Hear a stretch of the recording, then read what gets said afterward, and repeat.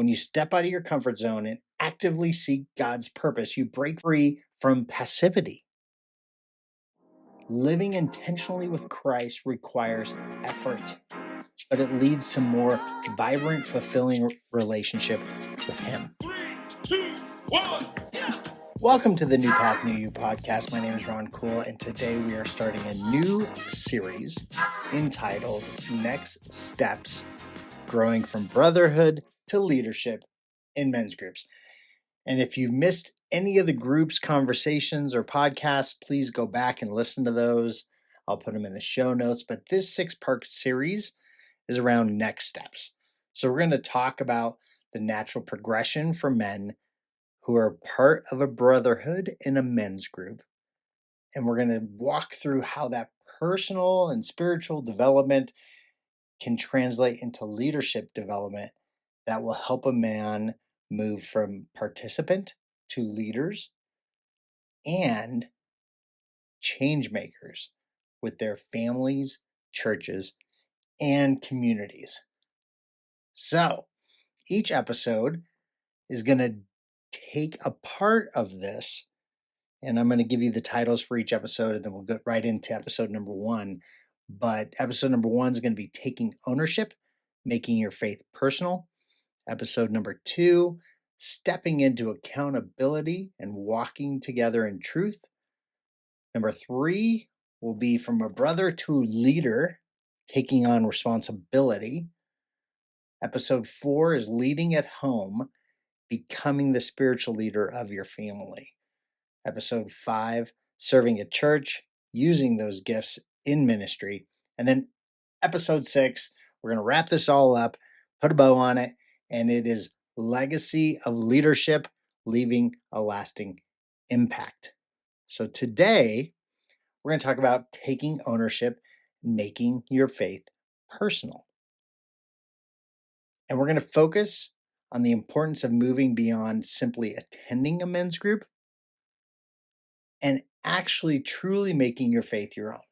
And we talk about this in kids ministry a lot, where kids, as they're growing up, they're going to borrow your faith or your relationship with God, just like you probably borrowed your parents' relationship with God until you had your own personal relationship with God. Now, I'm not saying you don't or you do. I'm just saying your kids are looking at you. So make sure you have your own personal faith relationship and encourage them to have their own personal relationship as well. A couple steps to think about so you can develop a personal relationship with God is living out your faith authentically. Especially in this world and this time that we live in, authenticity is kind of a new currency for everybody. So I'll just let that sink in, but I'm gonna skip to the next one. So you have to create time for prayer and scripture study. Set aside time each day to pray and read the Bible, and then meditate on what God is teaching you. The one thing that my wife and we were sharing the other day, it's important you listen to what God is trying to tell you. There's so many times that you're praying, and you're like, all right, God, thanks, I'm out. But you're not really waiting for a response, or you're not slowing down enough. And as he says, be still and know that I am God. Get involved in your church, connect with a group, or ask for a mentor from another Christian man that's in your congregation that you have a relationship with. The other piece is serving others. So follow Jesus' examples and look for ways to serve other people. I'm not necessarily saying hop on a serve team at church, but I will tell you that is a life-changing experience. Serving other people is what Jesus did.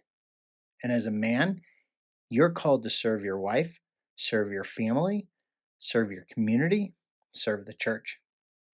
So serve other people. And then analyze your thoughts. This is the hard one. Be able to handle faith-related ideas and concepts. There's so many times that I could tell you, just for me personally, my thoughts, they're probably not from God, and they're some negative thoughts sometimes. And it's around really understanding what God is calling. Is that thought faith related idea or concept, or is that just Ron wanting something? And you have to really be able to have some discernment around that. And it's important that you lean into that and you just ask God, God, is this from you? Be authentic. So we talked about this at the beginning. Make sure your faith is genuine and that your moral commitments align with who you are. There's so many things that we have heard in the church nowadays where the leader gets to a certain spot and then they get exposed for something. I heard some crazy stories over the weekend um, from a friend of mine who has lived through some crazy situations at church that we're not going to get into on this podcast, but I'm sure you've all heard of these.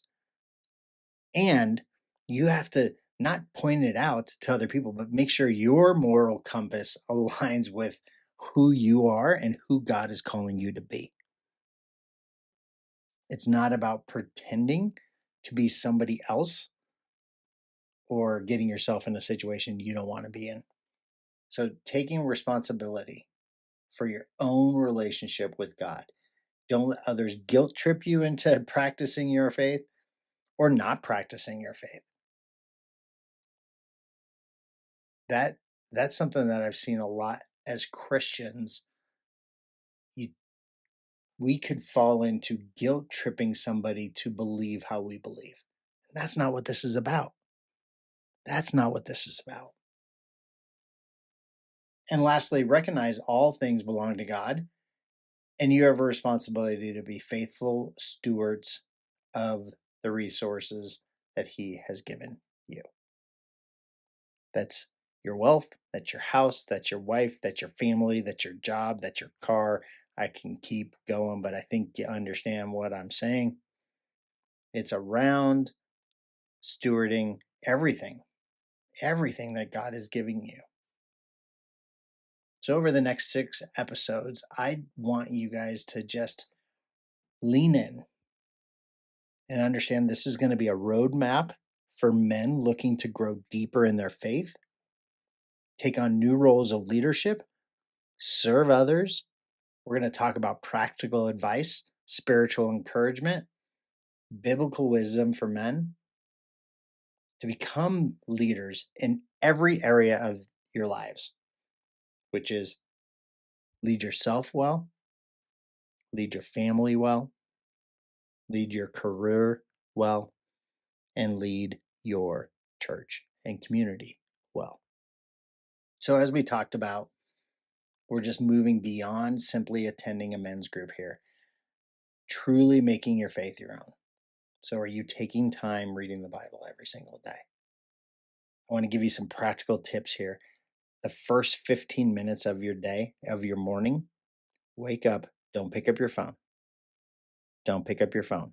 Pick up the Bible, spend 15 minutes with God. Or you can do 5 minutes of prayer, 5 minutes of worship, 5 minutes in the Bible. I don't care. That's up to you. But take 15 minutes right when you wake up to spend time with God. It's time for us to stop living in a passive participant consumerism role as men. It is time for us to step up and be the leader that God created us to be. More importantly, the leader that God created you to be. So I want to touch on 3 things. Number one is, why is making your faith personal crucial? First, faith is not like a tradition or a ritual. It's a personal relationship with God. When faith becomes personal, it transforms you from just following rules to experiencing God's love and guidance in everyday life. Personal faith is what keeps you grounded when challenges arise because you have a direct connection with God. So it's critical. So number 2, daily habits to strengthen your walk with Christ. We talked about the first 15. Another one, just consistent small actions create big results. I'm sure we all probably read Atomic Habits. If not, please go read it. Daily habits like prayer, reading scripture, and quiet time with God are essential to keep you aligned with His will. These habits strengthen your spirit, help you hear His voice more clearly, and keep you spiritually fit for life's battles.